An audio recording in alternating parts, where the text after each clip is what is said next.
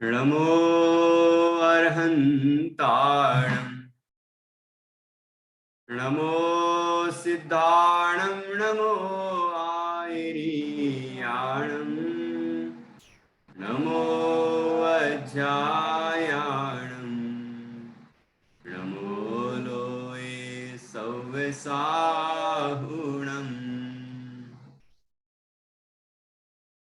अरहंत सिद्ध साहु तिर्यं जिणधम वयन पडिमाहु जिण निलयाय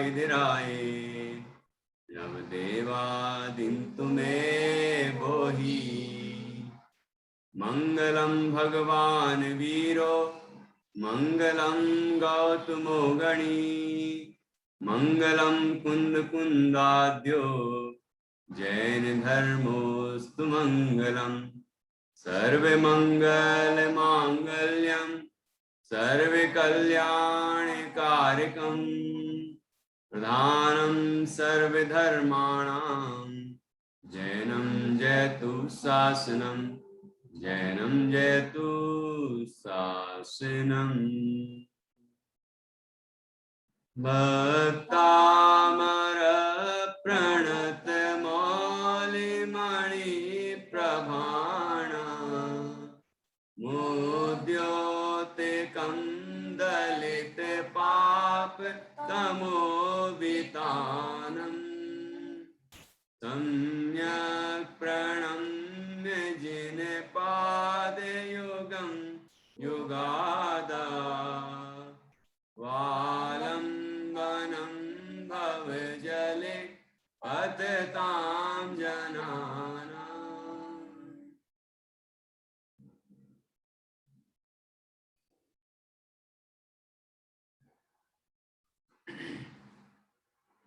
आचार्य श्री मानतुंग देव द्वारा रचित यह भक्तामर स्तोत्र है।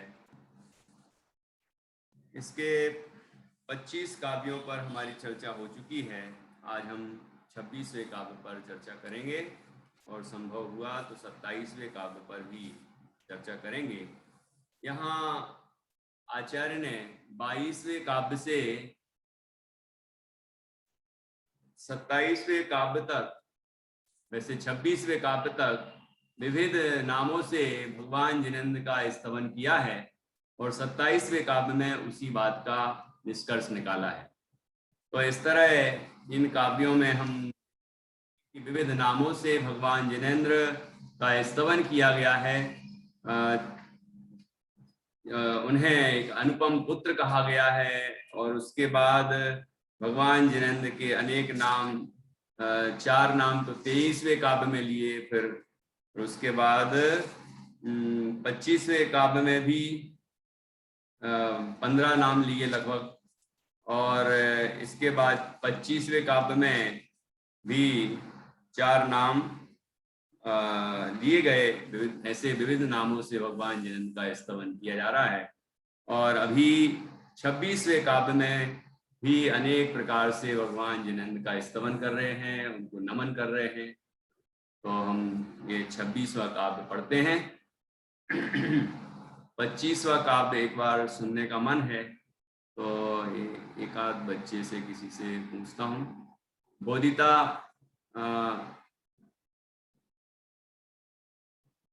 ठीक है। तो नित्या, जान्या, मैत्री, ये परिवार के बच्चे एक बार जल्दी से 25वां काव्य सुनाइए। बुद्धस्त्वमेव। आवाज सुनाई नहीं दे रही है, अनम्यूट कीजिए।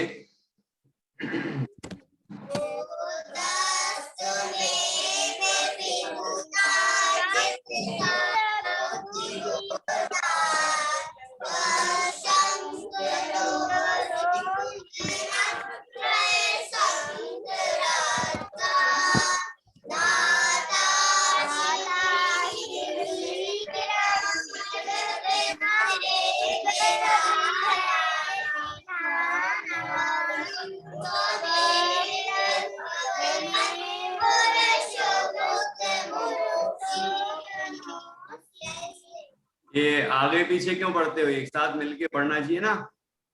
यदि कोई आगे हो गया है तो उसके साथ में लो, या आगे वाला जो है वो थोड़ा सा स्लो कर लो अपने आप को, तो पीछे वाले के साथ हो जाओ, ऐसा करना चाहिए ना, कॉम्बिनेशन। अगली बार ध्यान रखें। चलिए, इस 25वां काव्य हुआ कल। इसमें भगवान दयानंद को बुद्ध कहा, शंकर कहा, विधाता या ब्रह्मा कहा, और पुरुषोत्तम भी कहा भगवान दयानंद को। सार्थक नामों से भगवान दयानंद का स्तुति किया है। अब 26वां काव्य देखिए, इसमें ये बहुत सुंदर ढंग से नमस्कार किया गया है, और ये बहुत प्रसिद्ध छंद है जिसमें नमस्कार का नमस्कार आता है 4 बार। तो ऐसे, अब यदि पूरे ग्रंथ स्तोत्र को देखा जाता है और इसको संकेत जो करते हैं, जानते हैं कि ये स्तोत्र भगवान आदिनाथ का है, तो उस दृष्टि से तो भगवान आदिनाथ को नमस्कार किया है, लेकिन भगवान सभी जिनेंद्र भगवंतों के समान ही गुण हैं। इस अपेक्षा से ये स्तोत्र सभी भगवंतों के सामने पढ़ा जा सकता है, और सभी का स्तवन इसके माध्यम से किया जा सकता है। तो इसमें भी जो भी गुण बताए अभी तक आपने देखा है, ये सभी जिनेंद्र भगवंतों में ये गुण होते हैं, ठीक है ना। इस तरह से ये काव्य है, और ये 26वां काव्य भी आप हम कहीं भी कभी भी किन्हीं भी जिनेंद्र भगवान को वंदन करने के लिए पढ़ सकते हैं, ठीक है। हाँ, गुंजन जी को क्या पूछना है, झंडा ऊंचा है इनका। भैया जी, जो अभी इन्होंने 2 गलतियां बोली थी। अच्छा, भैया जी जो कौन सी? हाँ भैया जी, इन्होंने पहले जो दूसरी लाइन उसमें त्वा बोल दिया था, वहां पर त्वम है, और उन्होंने संकरत्वा बोला था, वहां पर संकरत्वात् है। हाँ, बढ़िया। वो सबने इकट्ठा बोला ना, तो इसलिए बहुत बच्चे नहीं पकड़ पाए, लेकिन गुंजन ने पकड़ा। बहुत बहुत बढ़िया, अच्छे से सुना होगा तभी समझ में आया उसको। जान्या ने बोला था ये त्वा बोला था, त्वम की जगह है ना, वो मुझे आवाज तो आ गई थी, और संकरत्वात् पूरा सुनाई नहीं दिया। तो अगली बार शुद्ध बोलें और एक साथ बोलें, जब अलग अलग बोलने को कहा जाए तो अलग अलग भी बोलें, ठीक है। चलिए, अब हम 26वां काव्य पढ़ेंगे, उस पर ही ध्यान केंद्रित करेंगे।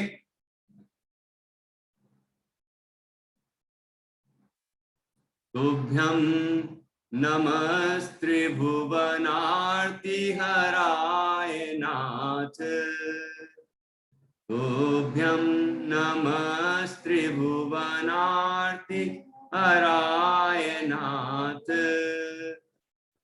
तुभ्यं नमः क्षितितलामल भूषणाय। दिख रहा है आपको, ये पढ़ने की दृष्टि से लिखा गया है, इस तरह विच्छेद करके थोड़ा। तुभ्यं नमस्त्रिभुवनार्ति, नार्ति नार्ति है ना, वो राकी रेव जो ती पे लगी है वो ना के बाद पढ़ी जाएगी, नार्ति हराय नाथ, तुभ्यं नमः क्षितितलामल भूषणाय, तुभ्यं नमः क्षितितलामल भूषणाय, तुभ्यं नमस्। देखो त्री के अंदर जो सा दिख रहा है ना, आधा सा, ये इसको अलग लिख दिया गया है यहाँ पर। तो नमस् त्रिजगतः ऐसा पढ़ना होता है। तुभ्यं नमस्त्रिजगतः परमेश्वराय, परमेश्वराय वो आधा सा है, शक्कर वाला होता है ना, परमेश्वराय। तुभ्यं नमो जिन भवो दधिशोषणाय, तुभ्यं नमो जिन भवो दधिशोषणाय, ठीक है। इस तरह से इस काव्य का उच्चारण होगा। अब इसका अर्थ करेंगे हम। यहाँ 4 बार भगवान जिनेंद्र को नमस्कार किया है। तुभ्यम नमः, सा जो है ना उसका विसर्ग हो जाएगा, तो नमः नमः अर्थात नमस्कार हो, नमस्कार हो, आपको नमस्कार हो, तुमको नमस्कार हो, ऐसा। तो 4 जगह जो शब्द है उसका एक ही अर्थ है, तुभ्यम नमः, आपको नमस्कार हो, तुभ्यम नमः, आपको नमस्कार हो। ठीक है, तो जिनेंद्र भगवान को यहाँ नमस्कार किया है। तो 4 बातें कहते हुए, 4 विशेषताएं बताते हुए नमस्कार किया है। तुभ्यम नमः, नमस् का नमः हो जाएगा विसर्ग संधि विच्छेद करने पर। त्रिभुवन, आरती लिखा ना, तो आरती, हराय नाथ, त्रिभुवन अर्थात तीनों लोकों के, आरती अर्थात दुखों को, हराय अर्थात हरने वाले होने से, हरण करने के लिए, कि आप तीनों लोकों के दुखों का हरण करने वाले हैं, इसलिए आपको नमस्कार हो, नमस्कार हो। नाथ ये संबोधन का शब्द है। हे नाथ, आप तीनों लोगों के दुखों को, तकलीफों को, पीड़ाओं को हरने वाले हो, इसलिए आपको नमस्कार हो। ठीक है, तो भ्यम नमः क्षिति तलामल भूषणाय। क्षिति अर्थात धरती होता है, धरती, पृथ्वी है ना, पृथ्वी तल, तल पृथ्वी तल, पृथ्वी पर है ना। अमल भूषणाय, अमल, अमल शब्द पहले भी आया है, अमल अर्थात निर्मल, पवित्र, सब समस्त दोषों से रहे, समस्त मलों से रहे। भूषणाय, भूषण अर्थात शोभा, शोभा है, शोभा है आप, आभूषण है ना। तीनों लोगों, ये धरती पृथ्वी तल के आप निर्मल आभूषण हैं। इस धरती पर यदि कोई व्यक्ति शोभायमान है तो वो आप जिनेंद्र परमात्मा ही है। इस तरह इस धरती की शोभा आपसे ही है। भगवान जिनेंद्र जब होते हैं तो देवता भी यहाँ आ जाते हैं। तो जिनेंद्र भगवान ही एक ऐसे हैं जो शोभावान है, जिसको देखने के लिए देवता भी तरसते हैं। ऐसे इस धरती तल के वो आभूषण स्वरूप हैं, पवित्र आभूषण स्वरूप हैं। और इसलिए हे जिनेंद्र परमात्मा, आपको नमस्कार हो।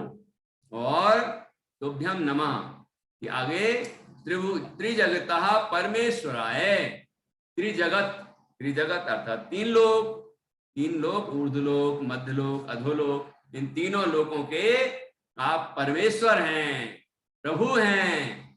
ठीक है, स्वामी हैं, सभी का कल्याण करने वाले हैं। ठीक है, और चौथी बात क्या कही, तुभ्यम नमो जिन, जिन हे जिनेंद्र परमात्मा, जिन अर्थात जिन्होंने मोह, राग, द्वेष और इंद्रियों को जीता, उन्हें जिन कहते हैं। ठीक है, और उनमें जो सर्वश्रेष्ठ होते हैं वो जिनेंद्र होते हैं। तो वही जिनेंद्र भगवान को यहाँ जिन कहा है। हे जिनेंद्र परमात्मा, भवो दधि शोषणाय, भव उदधि शोषण, भव अर्थात संसार, संसार है ना, ये संसार जहां जन्म मरण हो रहा है, हम सब संसार में है ना। और उदधि, उदधि का अर्थ होता है समुद्र। तो संसार रूपी समुद्र, पहले आया था संसार रूपी सागर, तो सागर बोलो, समुद्र बोलो, उदधि है ना, ये सब पर्यायवाची है। तो संसार रूपी समुद्र के शोषण करने वाले होने से, शोषण, शोषणाय, शोषण करना मतलब सोख लेना, अर्थात सागर को जैसे सूर्य समुद्र को सोख लेता है, मतलब उसके जल को वह वाष्प बना के अपनी तरफ खींच लेता है, जला देता है एक तरह से। ऐसे संसार रूपी समुद्र का शोषण करने वाले हैं, अर्थात संसार का नाश करने वाले हैं आप मोक्ष मार्ग बताते हैं, और जीव मोक्ष मार्ग पर चलकर मोक्ष पा लेता है तो संसार खाली होता जाता है। इस संसार के जीव कम होते जाते हैं। तो ऐसे संसार को सोखने वाले हैं, संसार रूपी समुद्र को आप सोखने वाले, मतलब संसार का अभाव करने वाले हैं। ये कई जो जीव हैं आपका अनुसरण करते हैं वो इस संसार सागर से पार हो जाते हैं और मोक्ष सुख पा लेते हैं, ऐसे आप हैं। तो ऐसे आपको ऐसी 4 विशेषताओं से युक्त आपको नमस्कार हो। अब दूसरा ये देखा जा सकता है कि जैसे इसमें चतुर्थी विभक्ति का प्रयोग है सब जगह, हराय, भूषणाय, परमेश्वराय, शोषणाय, तो ये के लिए के अर्थ में होता है कि हम ऐसा निवेदन कर रहे हैं, हम कह रहे हैं भगवान जिनन से, हे नाथ आप तीनों लोगों के दुखों को हरण करने, आप तीनों लोगों के दुखों को हरण कर, आपको तीनों लोगों को हरण करने के लिए नमस्कार हो। मतलब आप तीनों लोगों के दुखों को हरें, ठीक है, आप तीनों लोगों के लिए के अमल आभूषण हैं, इसके लिए है ना आपको नमस्कार हो, और आप तीनों जगत के परमेश्वर हैं, इसके लिए आपको नमस्कार हो, और आप संसार रूपी समुद्र को नाश करने वाले हैं, इसके लिए आपको नमस्कार हो। वैसे नमः शब्द के अर्थ में, नमः शब्द के साथ में चतुर्थी विभक्ति का प्रयोग होता है, इसलिए यहाँ पर ये जो सब जगह चतुर्थी विभक्ति प्रयोग की गई है। तो इसका अर्थ सीधा सा है, आप इन चीजों को, जैसे संसार के दुखों को हरने वाले हैं, है ना, इसलिए आपको नमस्कार हो, या ऐसा कहें आप संसार के दुखों को हरण कर दें, करें, इसके लिए आपको नमस्कार हो। ऐसा भी कह सकते हैं ना, भगवान जिन्हें ऐसा करें, लेकिन यहाँ करने वाले हैं वो, ये विशेषता यहाँ मुख्य रूप से बताई गई है कि आप तीनों लोगों के दुखों को हरने वाले हैं, आप इस धरती तल के अमूल अमल निर्मल पवित्र आभूषण स्वरूप हैं, है ना, आप तीनों लोगों के परमेश्वर हैं, ठीक है, जगदीश्वर हैं, आप संसार रूपी सागर का शोषण करने वाले हैं, उसका नाश करने वाले हैं, इसलिए हे नाथ, हे जनन परमात्मा, तुभ्यम नमः, आपको नमस्कार हो, नमस्कार हो, नमस्कार हो, नमस्कार। 4 बार नमस्कार किया है, ठीक है ना। अन्वयार्थ पढ़ता हूं, हे नाथ, तीनों लोगों की पीड़ा, व्यथा, वेदना, कष्ट को हरण करने वाले आपके लिए नमस्कार हो। आप ऊर्ध्वलोक, मध्यलोक तथा अधोलोक के अमल, निर्मल, मनोज्ञ, पवित्र, मंडन, अलंकार स्वरूप हो, अतएव आपके लिए बारंबार नमस्कार हो, नमस्कार है। आप त्रिभुवन के परमेश्वर हैं, जगदीश्वर हैं, प्रभु हैं, अतः आपके लिए बारंबार नमस्कार हो, नमस्कार हो, नमस्कार है। और हे जिनेश्वर, आप भवरूपी समुद्र का शोषण करने वाले हो, अतः आपके लिए बारंबार नमस्कार है। ऐसा भगवान जिनेंद्र को 4 बार नमस्कार, इसमें 4 विशेषताएं बताते हुए नमस्कार किया गया है। हम सब एक साथ एक काव्य फिर से पढ़ेंगे, सभी एक साथ बोलिए।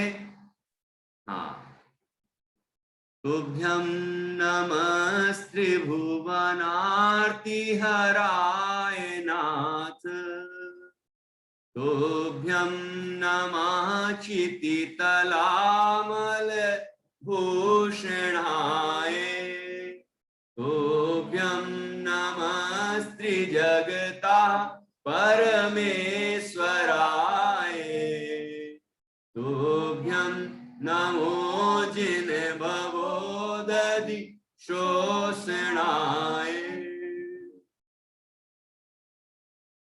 ये कभी भी कहीं भी मंगलाचरण के रूप में पढ़ा जा सकता है काव्य, कहीं भी, और कभी भी नमस्कार करने के लिए और कोई छंद आपको मान लो याद नहीं आ रहा हो, तो आप इस काव्य का उच्चारण कर सकते हैं नमस्कार करने के लिए। तो आज मैं किससे पढ़वाऊं? भूमि से पढ़वाता हूं। भूमि पढ़ो। तुभ्यं नमः सर्वं नति हराय नाथ तुभ्यं नमः तलमलभूषणाय तुभ्यं नमः श्री जगत परमेश्वराय तुभ्यं नमो जिन भगो दधि शोषणाय। अच्छी कोशिश करती हो, लेकिन 2-3 गलतियां हैं, सुधारोगी? बहुत अच्छा। देखो ये कितना अच्छा भाव प्रकट किया। सुधारेंगे, बिल्कुल सुधारेंगे, है ना? अच्छा भाव है। तो हम, अब मैं दूसरे बच्चे से पढ़वा देता हूं, तुम ध्यान से सुनना, है ना? ये तुभ्यम नमस्त्रिभुवनार्ति, ये जो आधा सा है ना, उसका उच्चारण ठीक से करें। नमस्त्रिभुवनार्ति हराय नाथ तुभ्यम नमः क्षितितलामल भूषणाय तुभ्यं नमस्त्रिजगतः नमस्त्रिजगतः परमेश्वराय तुभ्यं नमो जिन भवोदधि शोषणाय। ठीक है, इस तरह से उच्चारण करना चाहिए। और भी बच्चों से मैं उच्चारण करवा देता हूं एक बार। हाँ हाँ जी गुंजन। जी भैया जी। तोभ्यं नमस्ते भुवनार्ति हराय नाथ तोभ्यं नमस्ते जगता परमेश्वराय तोभ्यं नमो जिन भवोदधि शोषणाय। एक लाइन भैया जी मैंने एक लाइन छोड़ दी है। तोभ्यं नमस्ते जगता परमेश्वराय तोभ्यं नमो जिन भवोदधि शोषणाय। हाँ ठीक है। और मैं सभी से ये कहना चाहूंगा कि क्लास में जब मैं किसी से कुछ पूछूं तो ये फॉर्मेलिटी नहीं किया करो। पहले भी एक बार कहा है मैंने, ये भैया जी, जय जिनेन्द्र, धन्यवाद, कुछ भी, कोई संबोधन नहीं। हमने जो क्वेश्चन किया है आपसे उसका उत्तर दीजिए बस। ये सब आगे और पीछे, बाद में, है ना, या पहले, ये सब फॉर्मेलिटी कर लेना। भैया जी जय जिनेन्द्र पहले कर लो, है ना? गुंजन, थोड़ा भूमिका कम बनाया करो और सीधा उत्तर दिया करो।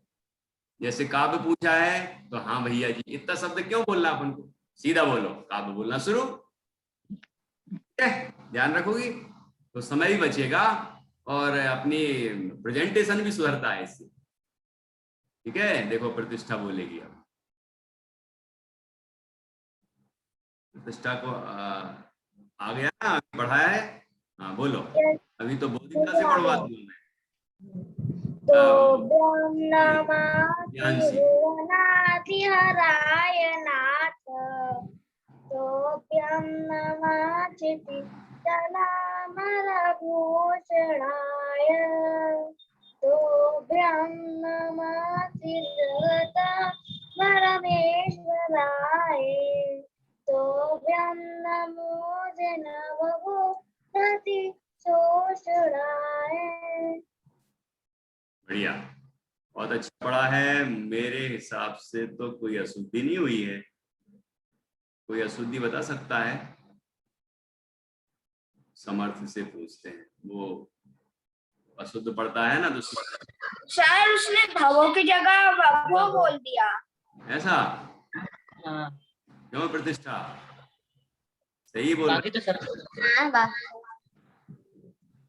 पर मैंने तो बोल रखा है। सुना ही गलत है। भवोदधि बोलना था ना, ऐसा तो क्या उल्टा बोल दिया क्या? ध्यान आया आपको?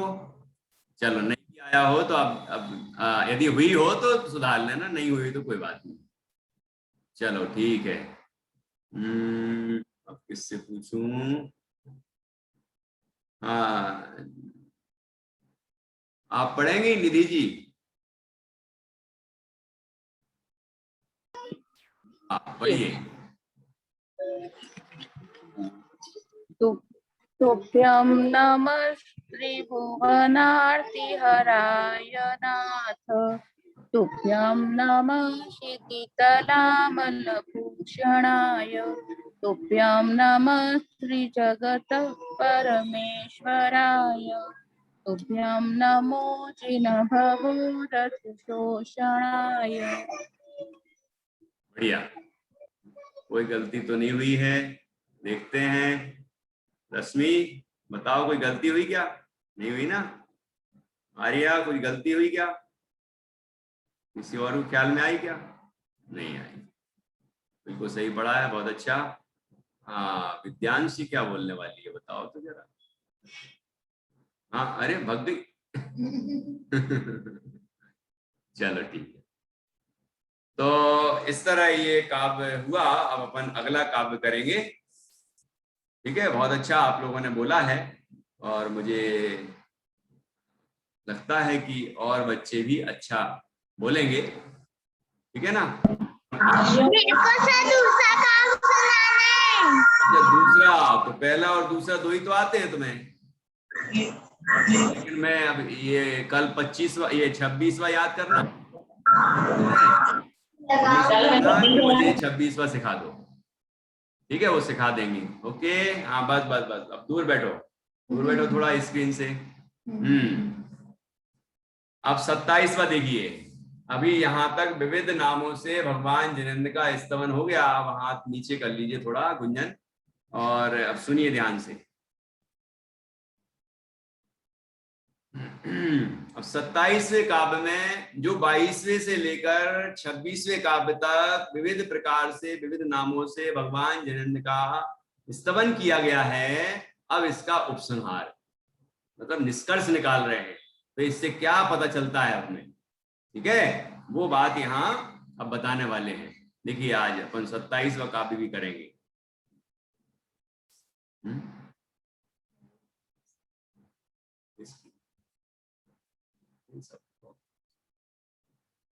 हाँ, देखिए, को विस्मयोत्र, वो अवग्र चिन्ह है, बोलना मत उसको, तो बोलना ही नहीं अवग्र चिन्ह को, आ भी मत बोलना उस जगह पे, है ना? डायरेक्ट विस्मयोत्र, विस्मयोत्र, ठीक है? को विस्मयोत्र यदि नाम गुणैरशेषैः, वो जो त्वम के पहले जो आधा सा है वो रसेस, इसका सही जो है ना उसका है, वो यहाँ पर जैसे करके लिख दिया है ना अलग से, ये पढ़ने की दृष्टि से लिखा गया है, बाकी लिखा वैसे ही आएगा जैसा पहले से लिखा हुआ किताब में। तो आधे सा तक पढ़ें, ठीक है? फिर त्वम से पढ़ेंगे अपन। ओ विस्मयोत्र यदि नाम गुणैरशेषैः त्वं संसृतो निरवकाशतया मुनीश, त्वं संसृतो निरवकाशतया, निरवकाशतया, निरवकाशतया मुनीश, ठीक है? दोषई रूपात, दोषई रूपात विविधाश्रय, विविधाश्रय जात गर्वई, गर्वई, गर्वई, आई की मात्रा के ऊपर रा की रेफ दिख रही है, उसको गा के बाद पढ़ेंगे तो गर्वई ऐसा पढ़ा जाएगा। गर्वई, अब विसर्ग भी है तो गर्वई, गर्वई, है ना? इस तरह से पढ़ेंगे। जात गर्वई, दोषैरूपात विविधाश्रय जात गर्वई, ठीक है? स्वप्नांतरेपि, यहां भी वही अवग्र चिन्ह आ गया, कोई चिंता नहीं, बस चिन्ह है, बता रहा है कि यहां पर संधि हुई है आ के साथ, ठीक है? स्वप्नांतरेपि, स्वप्नांतरेपि न कदाचिदपीक्षितोऽसि, ठीक है?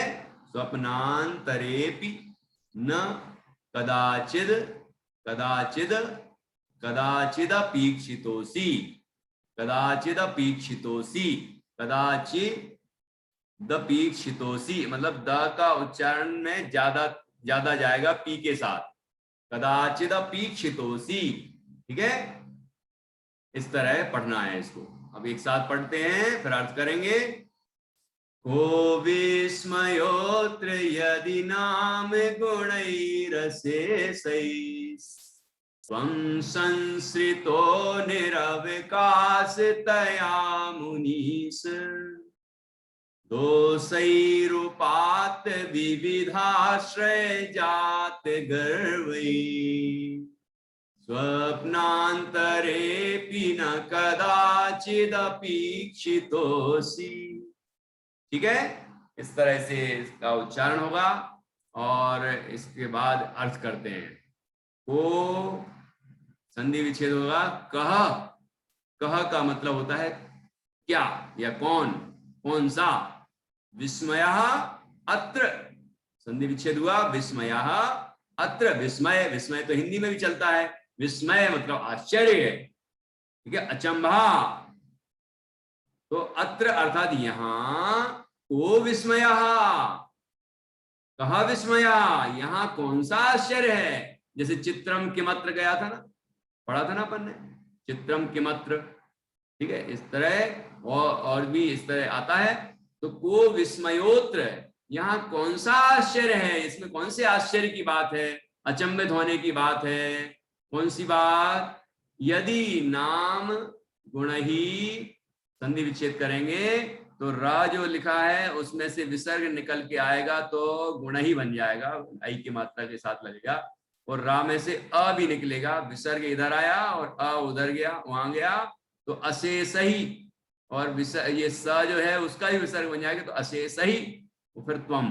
ठीक, तो अर्थ क्या होगा, यदि नाम गुण ही अशेष ही, अशेष ही अर्थात शेष का मतलब बचा हुआ, अशेष मतलब बिल्कुल नहीं बचे, मतलब संपूर्ण, संपूर्ण गुण ही, गुणों के द्वारा, संपूर्ण गुणों के द्वारा, समस्त गुणों के द्वारा त्वं संस्थितः, तुम ही अच्छी तरह से आश्रय लिए गए हो, मतलब आपका ही आश्रय लिया गया है।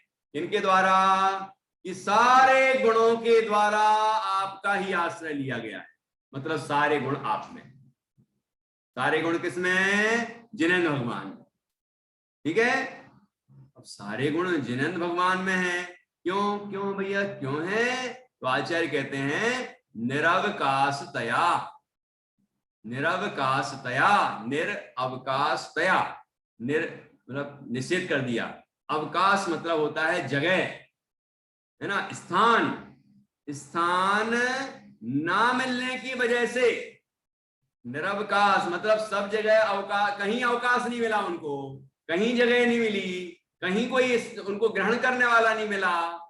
गुणों को ग्रहण करने वाला विश्व में कोई और मिला ही नहीं, तो सारे गुणों ने आपका ही आश्रय ले लिया, मतलब सारे गुण तो जिनेंद्र भगवान के अंदर हैं, है ना। उनको मुनीश यहाँ पर संबोधन किया है, फिर से पहले भी आया है मुनीश, मुनीन्द्र ऐसे शब्द आते हैं ना, हे मुनीश, हे मुनेन्द्र, हे जिनेंद्र परमात्मा, इसमें कौन से आश्चर्य की बात है कि यदि सभी गुणों ने अन्यत्र कहीं स्थान न मिलने की वजह से सबने आपका ही आश्रय ले लिया है, इसमें कोई कौन से आश्चर्य की बात है, अर्थात कोई आश्चर्य की बात नहीं।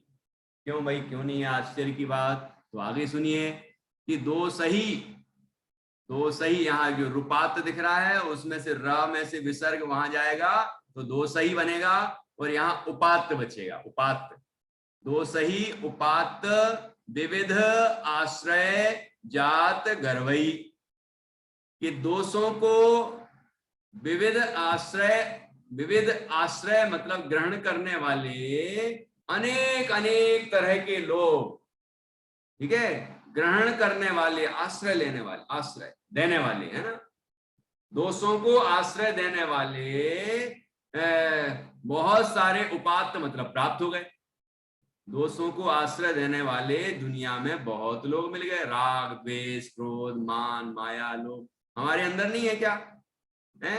और जो भी लौकिक देवी देवता वगैरह हैं, जो काम क्रोध से पीड़ित हैं, कोई डराते हैं, कोई किसी को मारते हैं, कोई की विकराल आकृति है ना, भयभीत कर रहे हैं, किसी को मार रहे हैं, कोई काम से पीड़ित, कोई क्रोध से पीड़ित, कोई कसाय से लोभ से पीड़ित, है ना, ऐसे दिखते हैं कि नहीं? तो ये जो क्रोध, मान, माया, लोभ, हिंसा, झूठ, ये सारे जितने दुर्गुण हैं, जितने दोष हैं, उनको ग्रहण करने वाले तो दुनिया में बहुत मिल गए, बहुत मिल गए। तो आगे आचार्य क्या कह रहे हैं? इसलिए दोषों को क्या हो गया? जात गर्वई, गर्व हो गया उनको, गर्व, प्राउडी हो गया, वो अहंकार हो गया उनको कि अरे मुझे तो ग्रहण करने वाले दुनिया में बहुत हैं, ऐसा अहंकार हो गया।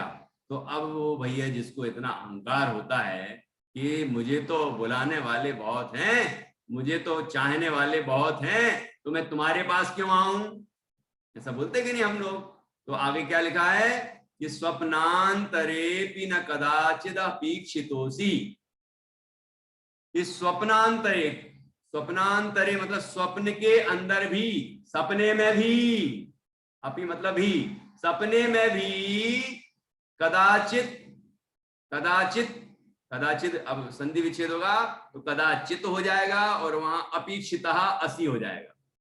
तो क्या अर्थ होगा कि कदाचित मतलब कभी भी, कभी ना अपेक्षिता असी, कि स्वप्न में भी दिखाई नहीं देते।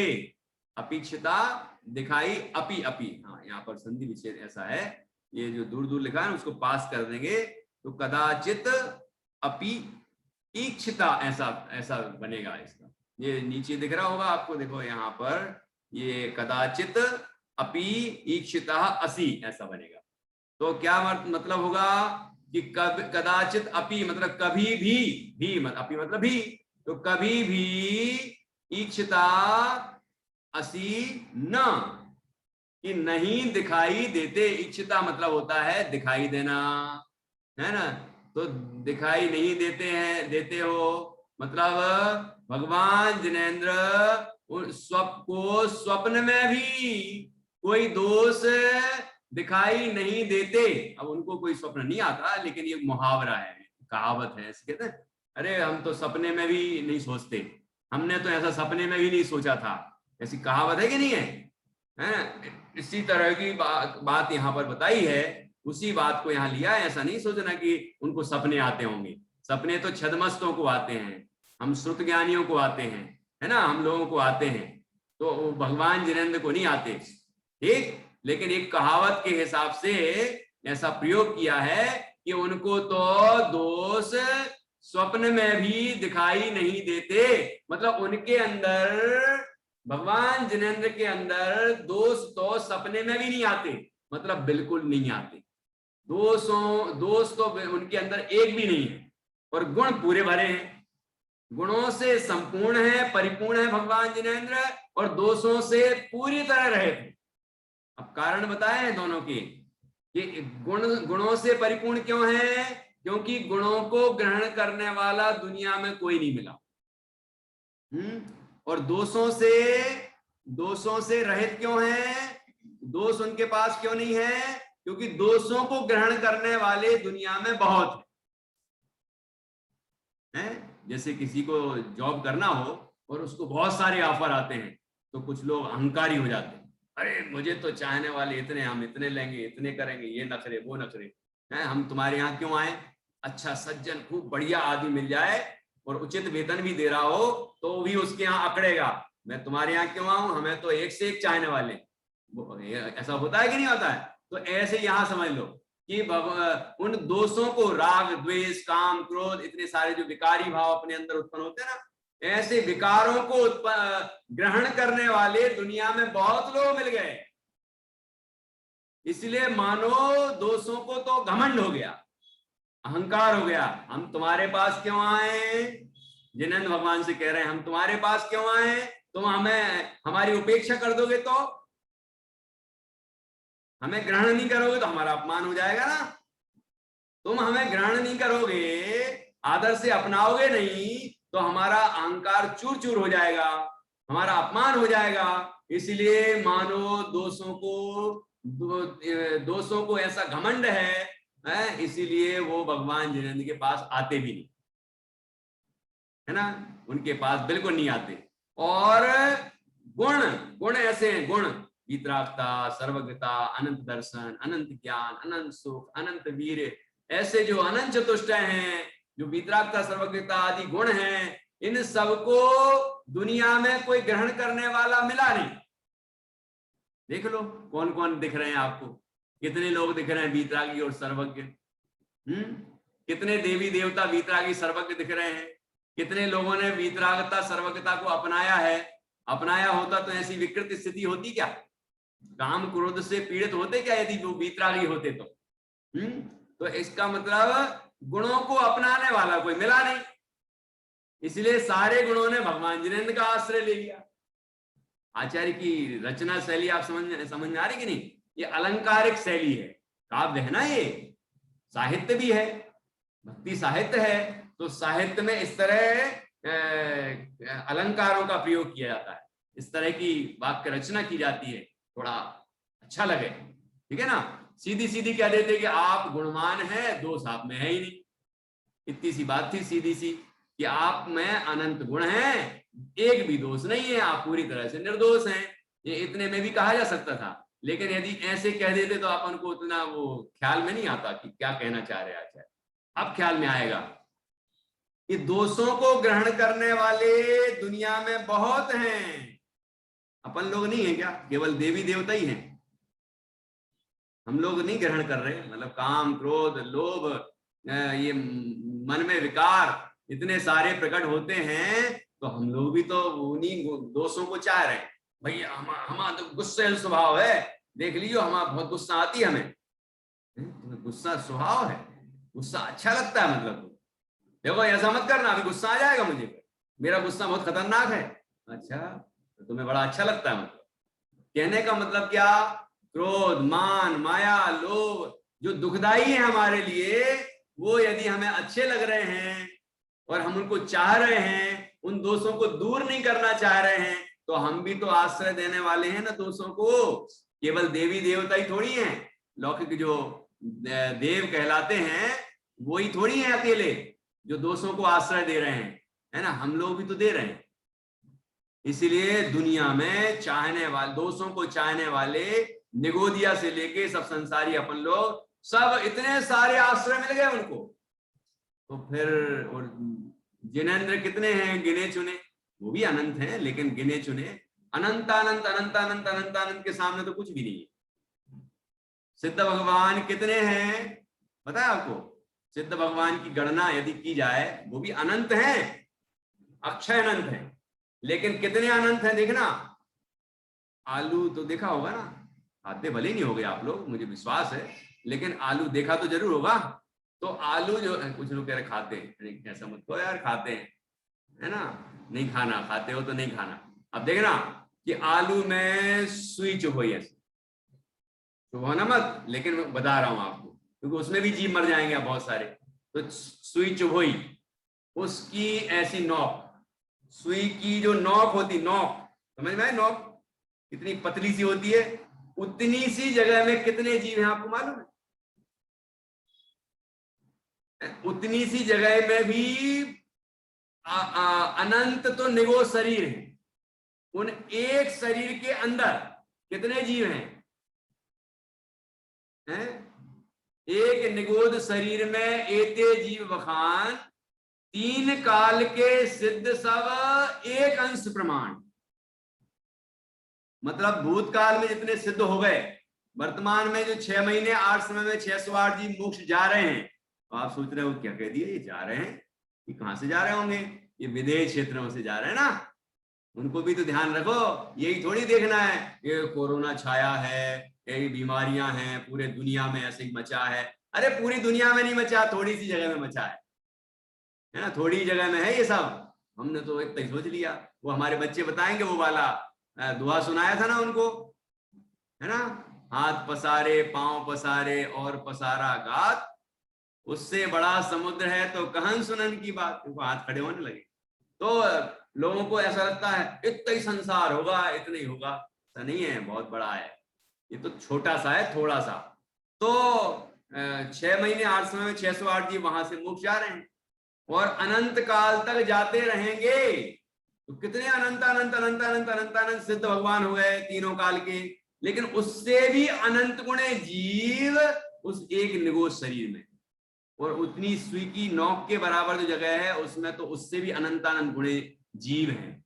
पर पूरे आलू में कितने होंगे, फिर पूरे प्याज में कितने होंगे, फिर पूरे लहसुन गाजर मूली शकरकंद जमीकंद जितने भी हैं उनमें कितने होंगे। सोचो, इतने अनंतानंत जीव, अनंत जीव राशि उसके अंदर है। और जीव, ये जीव अति ग्रद्ध होकर, है ना, अति आसक्त होकर उनका भक्षण करता है। इसीलिए तो उनमें ही जाके पैदा हो जाता है ना। इसीलिए तो जीवों की संख्या वहां ज्यादा है। चाहते हैं इसलिए लो भैया तुम वहीं पैदा हो जाओ। पुराण में एक उदाहरण है, एक मुनिराज नगर में आए, आहार के लिए निकले थे, है ना, आखड़ी बांध के इस तरह निकले हुए थे। और जब नगर में आए तो वहां पर खरबूजा बन रहा था किसी के यहाँ। तो खरबूजे की खुशबू आ रही थी बाहर तक, आती है ना, अपने घरों में बनता है तो थोड़ा अगल बगल में भी तो पहुंच जाती है ना थोड़ी बहुत। तो वहां तक खुशबू आ रही थी, मुनिराज निकल रहे थे तो उनको खुशबू आई तो उन्होंने सोचा आज तो आहार में खरबूजा ही मिले, आज तो आहार में खरबूजा ही मिले, आज तो आहार में खरबूजा ही मिले। बस ऐसा चिंतन चलने लगा। और फिर उस चिंतन करते करते करते करते क्या हुआ पता है, कि उनको ठोकर लगी और वो जमीन में ऐसे गिरे और वहीं गिरते ही उनकी मृत्यु हो गई। और जैसे ही मृत्यु हुई और मर के खरबूजे में ही कीड़े बन गए। खरबूजे में कीड़े हो जाते हैं कि नहीं हो जाते हैं, कोई भी फल में हो जाते हैं, फल में सब्जियों में किसी में भी हो सकते हैं कि नहीं। तो उनमें जाके कीड़े बन गए। अब बताओ, वो तो मुनि थे, उनकी ये दशा बताई है पुराण में। और हम लोग यदि इस तरह सोचते हैं, इतने आसक्त हैं इन जमीकंदों में, इन अभक्षों में, अमर्यादित खान पान में, तो आप सोचो कि हमारा क्या होगा। विचार करना, है ना। यदि विचार में निष्कर्ष पे पहुंच जाओ तो बहुत खुशी होगी कि हम ये सब चीजें छोड़ दें। अभी क्या बात कर रहा था मैं, कि इतने अनंत जीव हैं संसार में। जब इतनी सी जगह में सिद्धों से अनंत गुणे हैं तो पूरे संसार में फिर कितने होंगे सोचो। तो इसलिए संसार में तो है अनंत जीव, दोषों को ग्रहण करने वाले, आदर से ग्रहण करने वाले, है ना, आदर से ग्रहण करने वाले दुनिया में बहुत हैं। इसीलिए दोषों को तो हो गया घमंड। इसीलिए उनने कहा अरे मुझे चाहने वाले बहुत हैं, हम तुम्हारे पास क्यों आए अपमानित होने के लिए, तुम हमें भगा दोगे।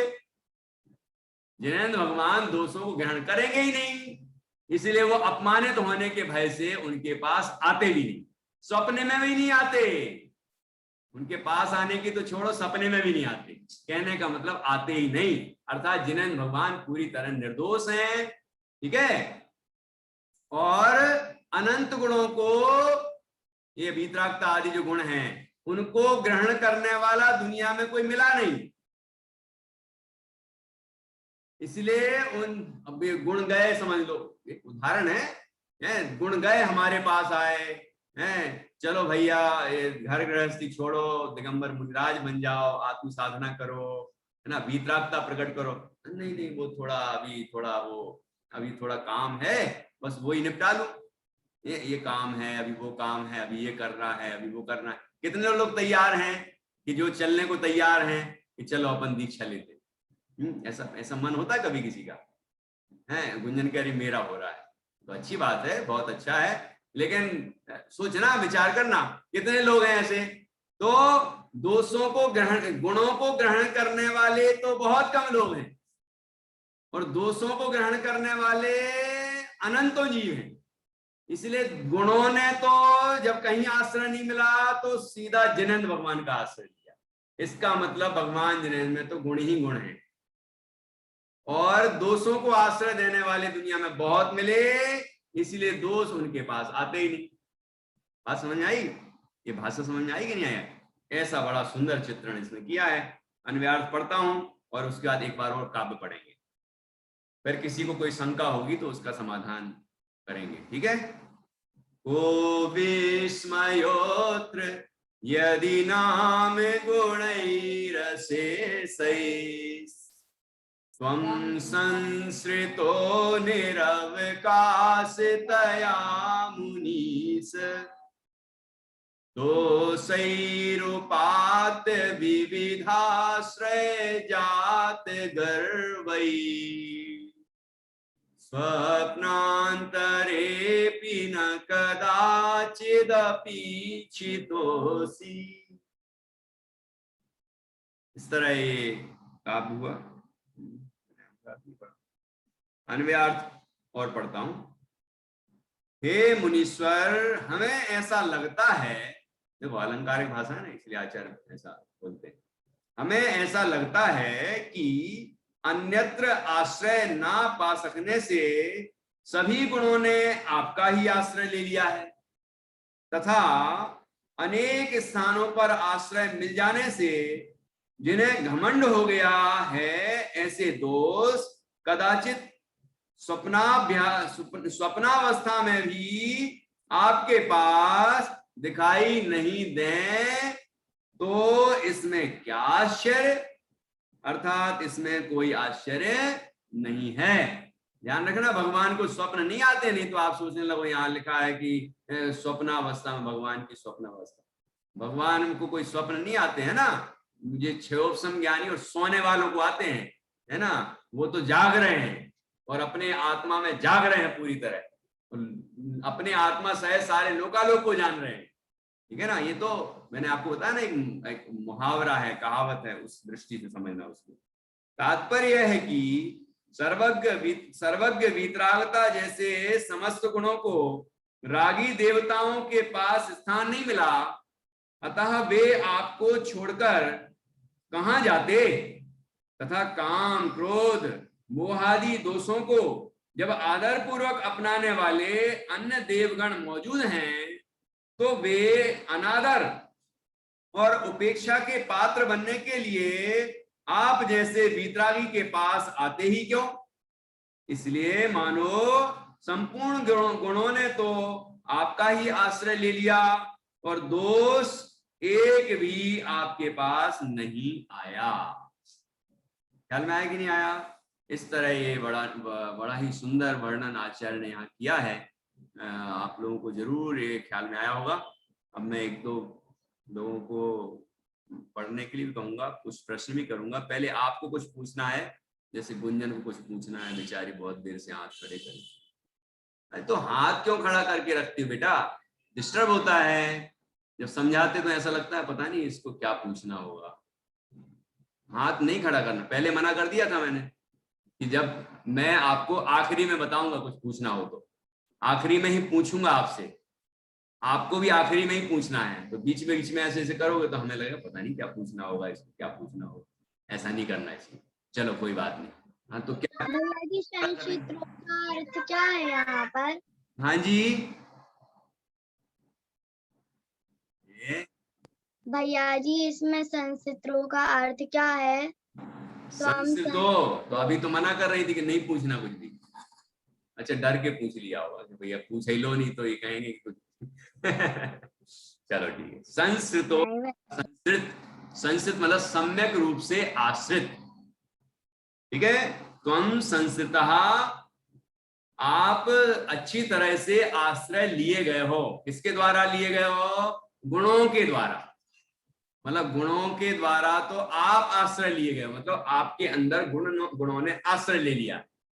आप आश्रय दाता हो और वो आश्रय लेने वाले, ठीक। तो संस्कृत अर्थात सम्यक आश्रय, सम्यक रूप से आश्रय रूप जो है वो व्यक्ति, वो संस्कृत है। और उनको आश्रय, वो आश्रय लेने वाले वो गुण हैं, ठीक। चलो अब किसी को कुछ नहीं पूछना है तो मैं पूछ लूं। अच्छा, जान्या को पूछ सुनाना होगा उसको। चलो ठीक है, नहीं सुनाना भी नहीं है, चलो कोई बात नहीं। तो मैं पूछूं क्या एक आध प्रश्न, बता पाएंगे? चलो पूछ लेते हैं। सभी गुणों ने भगवान जिनेंद्र का आश्रय क्यों लिया? सभी गुणों ने भगवान जिनेंद्र का आश्रय क्यों लिया? बोलो चांदनी। क्योंकि गुणों के लिए भगवान जिनेंद्र से अच्छा कोई नहीं मिला। सारे गुणों को भगवान जिनेंद्र से अच्छा कोई नहीं मिला। अच्छा, ऐसा? और भी कुछ बताया होगा? और भी तो बताओ, निगेटिव थोड़ा अलग टाइप के बोलो। मतलब ये तो बोला कि उनका ही आश्रय इसलिए लेके उनके अलावा दूसरा कोई आश्रय नहीं मिला, उनसे अच्छा नहीं मिला, तो बाहर क्यों नहीं गए? बाहर क्योंकि बहुत सारे दोस्त है, 200 को लेने वाले सब मिले, नहीं, लेकिन गुणों गुण को के लेने बारे में वाले बताओ ना पहले। ये गुणों को ग्रहण करने वाले दुनिया में कोई नहीं मिले। हाँ, गुणों को ग्रहण करने वाले भगवान जिनेंद्र का ही आश्रय ले लिया।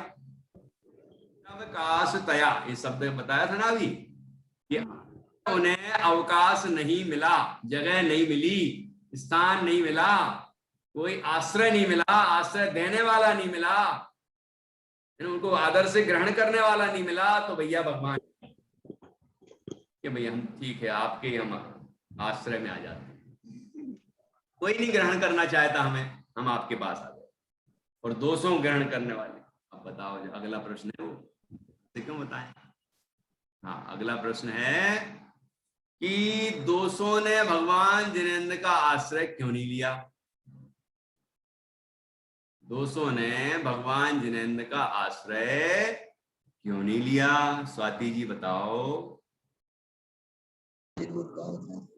क्योंकि उन्हें चाहने वाले बहुत लोग मिले थे। क्या बात है! क्यों? 200 को चाहने वाले दुनिया में बहुत मिल गए, इसलिए उनने जिनेंद्र भगवान का आश्रय नहीं लिया। अब इसका हेतु मतलब कारण क्या? ये तो हो गया कि 200 को चाहने वाले बहुत मिल गए, इसलिए उनने जिनेंद्र का आश्रय नहीं लिया। लेकिन चाहने वाले मिलने से उनके अंदर कैसा भाव आया जिसके कारण वो आपके पास नहीं आए?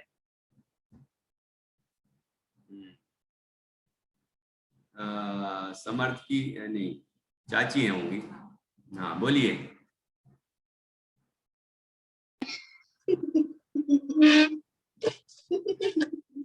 बोलिए बोलिए। जी 200 भगवान। अरे समर्थ, आसान नहीं यार। चलो हंस लो आप। 200 को ग्रहण करने वाले बहुत सारे देवी देवताओं ने उनका आश्रय लिया। देवी देवताओं ने आश्रय 200 को। बराबर। और हाँ हाँ ठीक है। 200 को आश्रय देने वाले बहुत मिले, इसीलिए वो आपके पास नहीं आए। अब लेकिन एक कारण भी बताया है इसमें कि आखिर उनको ऐसा क्या हो गया कि जिसके कारण नहीं आए। इतनी देर से तो बताता रहा मैं, वो पॉइंट नहीं आ रहा है। रश्मि बताओ। अहंकार। अहंकार पूरा बताओ अच्छे से जरा। उन्हें चाहने वाले लोग बहुत मिल गए, इसलिए उन्हें अहंकार आ गया कि हम गुणों के पास नहीं जाएंगे। हाँ, जिन्हें भगवान के पास नहीं जाएंगे। अच्छा ठीक है। चलो, यदि जिनेंद्र परमात्मा के पास जाते तो क्या होता?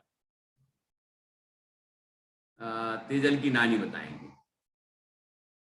यदि दोस्त जिनेंद्र भगवान के पास जाते तो क्या होता? दोषों को तो अहंकार हो गया कि हमको तो चाहने वाले बहुत है, लेकिन वो गुण तो उनको गुणों को तो ग्रहण करना ही नहीं था उनको। नहीं, दोस्त क्यों नहीं गए भगवान के पास? यदि जाते तो क्या होता उनके साथ? क्या व्यवहार होता उनके साथ? उनके सपने में भी नहीं सोच सकते उनके पास जाना। उसे स्वच्छ कर रहे हैं। थोड़ा और बताइए, कोई और। अरे प्रतिष्ठा बता रही, देखो तो। बताओ। जोशियों जिनेंद्र भगवान के पास इसलिए नहीं गए कि जोशियों ने सोचा अगर हम भगवान जिनेंद्र के पास जाएंगे तो भगवान जिनेंद्र तो पूरी तरह से वीतरागी है, तो फिर हमारा अपमान हो जाएगा क्योंकि वो तो हमें लेना ही नहीं वाले। क्या बात है, बहुत बढ़िया। इतना बढ़िया बताया।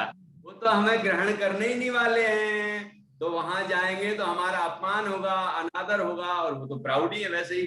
अरे उनके पास क्यों जाए भैया, हमारा अनादर कर देंगे, हमें ग्रहण ही नहीं करेंगे। वो मतलब जिनेंद्र भगवान उनको ग्रहण ही नहीं करेंगे, उन्हें पता था, इसलिए उनके पास गए भी, स्वप्न में भी नहीं जाते उनके पास। बहुत जवाब दिया प्रतिष्ठा, तुमने ही जवाब दिया कि मम्मी ने बताया था? नहीं, इतना ही दिया। वाह वाह वाह, कमाल कर ये मेरे को आप क्वेश्चन बोलते हैं, मेरे को आंसर सुनाती है। हमने की बेटा सुन तो लो, कोई क्या आंसर दे रहा है। बहुत बढ़िया, बहुत सुनाने बैठ।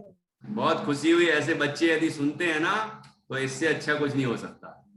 ये क्लास की सफलता है, ये बच्चे सीख रहे हैं। वैसे बहुत सारे फीडबैक मिलते हैं मुझे पेरेंट्स के कि हम लोग तो सीख ही रहे हैं, लेकिन ये बच्चे सीख रहे हैं, इनको देख के बड़ी खुशी होती है। और उच्चारण ही नहीं सीख रहे हैं, अर्थ भी सीख रहे हैं, भाव भी पकड़ रहे हैं। ये अच्छी बात है, बहुत अच्छा। चलिए, तो इस तरह से यहाँ पर बहुत सुंदर चर्चा की है, बड़े अलंकारिक ढंग से बताया है। और एक बात और, भगवान को स्वप्न आते हैं क्या? यहाँ लिखा है कि स्वप्न में भी नहीं आते उनके पास दोस्त। तो क्या भगवान को स्वप्न आते हैं? मंगला जी बताएंगे।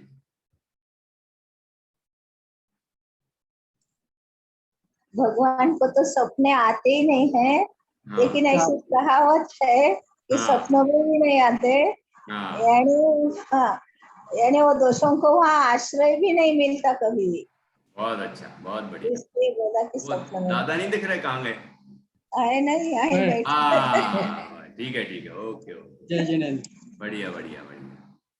तो इस तरह आप लोगों ने बड़ा अच्छा सुनाया, बहुत अच्छे जवाब दिए। देखो, मैं आपको इसलिए इस तरह से प्रश्न कर रहा हूं कि ऐसे प्रश्नों की तैयारी करनी है। अब इस बार आपने उतने अच्छे जवाब नहीं दिए। ये जो हमने भक्तामर महिमा का कार्यक्रम किया था, तो इतने उत्साह से बढ़िया टू द पॉइंट, जैसे अभी कितना बढ़िया जवाब दिया प्रतिष्ठा ने। ऐसे जवाब चाहिए।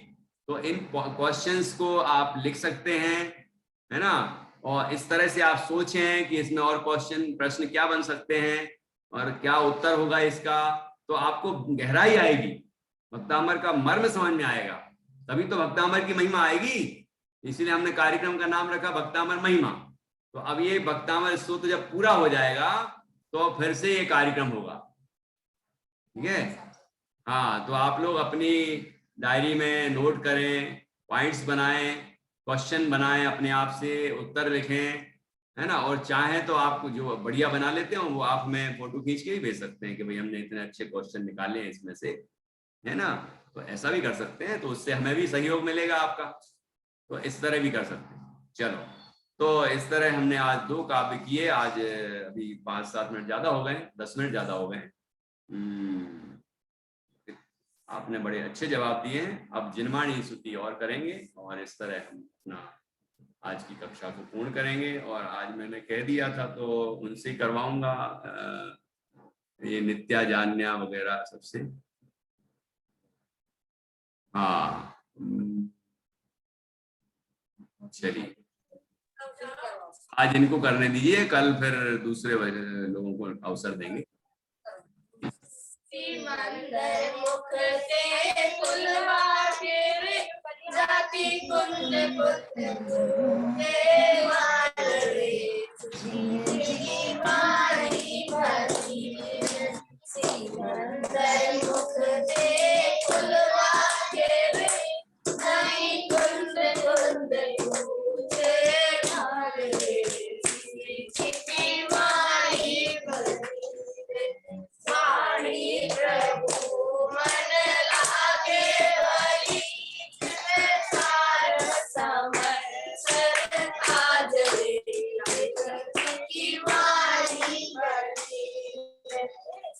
मंदर मुख से फुलवा के जाके कुंद कुंद गूंथे माल रे जी की वाणी भरी रे बूढ़ा गोहर बूढ़ा पंचासी बूढ़ा जो प्रवचन सार रे जी की वाणी भरी रे मंदर मुख से फुलवा के रे जाके कुंद कुंद गूंथे माल रे जी वाणी भरी रे बूढ़ा नियम सारे बूढ़ा रयन सारे बूढ़ा समय का सार रे जी वाणी भरी रे मंदर मुख से फुलवा